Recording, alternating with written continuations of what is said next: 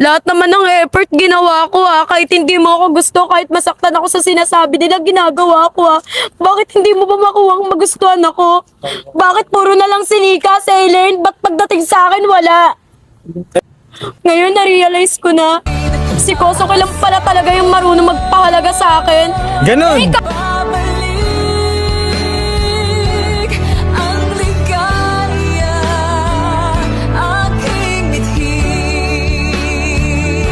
Oh, meron daw sasabihin sa'yo si Kosoke kahit daw hindi mo daw siya intindihin. Kosoke, ano sasabihin mo?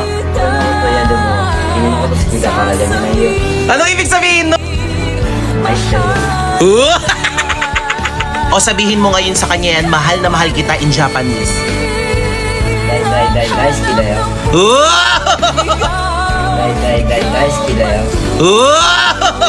Subuhan niya na. Ayusin niyo naman.